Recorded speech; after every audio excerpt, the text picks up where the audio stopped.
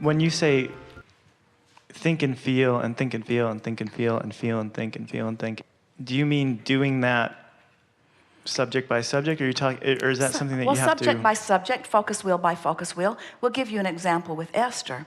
Esther's been listening to us for a long time, and she knows how to focus her mind.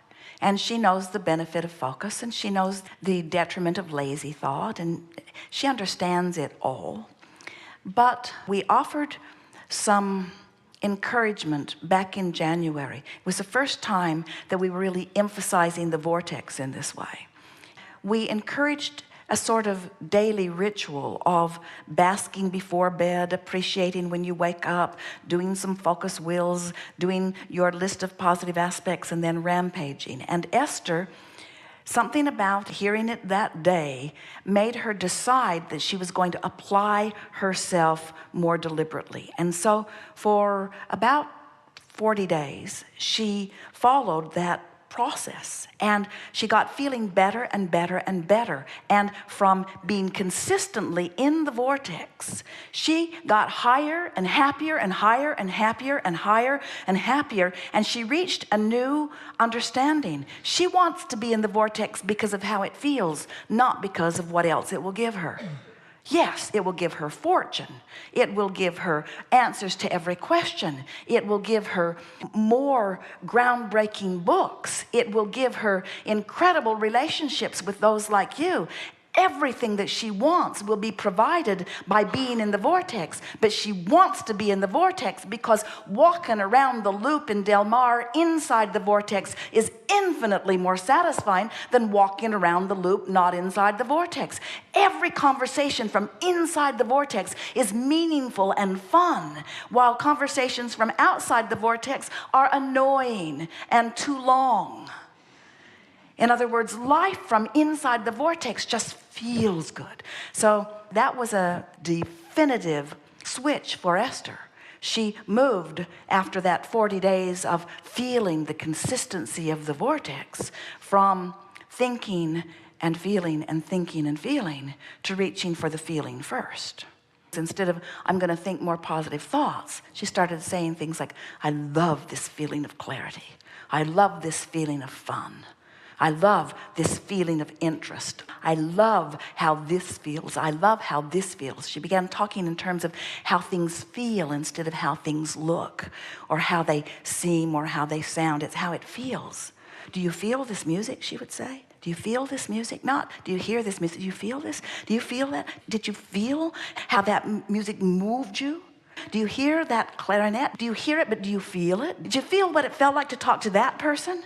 Did you feel how sweet that dog is?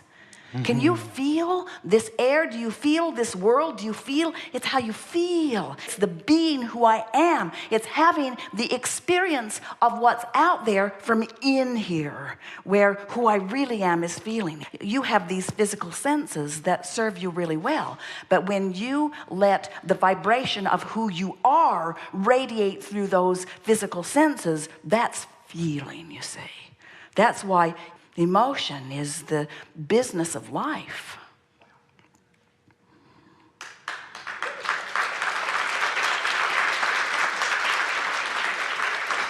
Did you feel it? It sounded a lot like savoring and a lot like milking. Basking, mulling, milking. Finding as many positive aspects as you can. Yeah. For the purpose of how it feels. Right. Not for the ulterior motive of getting someplace else, but for the purpose of how it feels. And when you get there, then you close the gap between not having things you want and having things you want so quickly. When you get into the vortex for the joy of being in there, rather than because you know that when you get in there, something else that you want will happen, then you take away the resistance factor. In other words, if you're outside the vortex without something you want, like money or a relationship or whatever, so you say, I'm going to do the processes and I'm going to get in the vortex so I can have those things I don't have. Feel the backlash? I'm going to do the process so I can get in the vortex so I can have those things I don't have. You keep ending up where you are. But when you say, I'm going to go to the vortex because it feels so good in the vortex, there's less of the backlash that holds you where you are. You go for the feeling of it, not for the ulterior motive of being different than you are. But it is possible to think about something you want and you don't have and use it as your excuse to get in the vortex. It's only when you keep score and you say, well, where is it? Or, do you know what I mean? Well, because there is pure desire. Yes, there is. But the thing that makes that statement not completely accurate is that when the desire is that pure, you don't care. It manifests immediately, and then you've got it. There's no possible way that you can, for a long period of time, positively desire something with the absence of resistance and hold yourself in that place of not having it. The laws of the universe defy it. So that's why we say, when you get this stuff, you don't need patience, because everything you want comes quickly. You can get in the back door easily when you realize that everything you want is because you think you'll feel better having it. So if you can feel better just in the idea of it, then there's no resistance, and now it comes quickly. And what happens to so many of you, you begin to discover that you wanted that and you wanted that and you wanted that because you wanted to feel good, and now you've got all of that, and now you don't feel good because you've got clutter. Abraham, I've got 14 high-powered cars in my driveway. I thought I wanted all of them, but now they're in my way. So then we say, that's get just 20 boxes and number them. That's just a new desire then. The first you had the desire for the stuff, and then you get the desire for the minimalist experience. Here's the thing. Well, not minimalist. Here's the thing. You have desire for stuff because you think that you're going to fill a void with the stuff. In time, you begin to discover that the only thing that fills the void is alignment with who you are. We're not trying to talk you out of your stuff. Stuff's fun. It's just not what you're reaching for. You're reaching for alignment. You're reaching for the feeling. So maybe stuff makes you feel secure. Maybe stuff makes you feel successful. Maybe stuff makes you feel comfortable. There's a lot of stuff that's really comfortable. There's a lot of stuff that really enhances your experience. We're not trying to talk you out of your stuff. We just want you to admit, acknowledge is a better word. We just want you to admit, acknowledge is a better word. We just want you to acknowledge that everything you want is because you think you will feel better when you have it.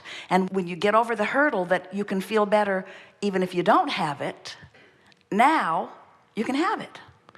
That's the trick. It's the feeling good in the wanting. Now you can have it, but it becomes less necessary. So that's what's really tricky. When Esther met Jerry, he had already come to the place that he didn't want a lot of stuff. And Esther wanted stuff. Esther wanted stuff. And now the more stuff they gather, the more she realizes that he had it figured out. But words don't teach. In other words, it's not stuff you want. It's comfort. It's clarity. It's alignment.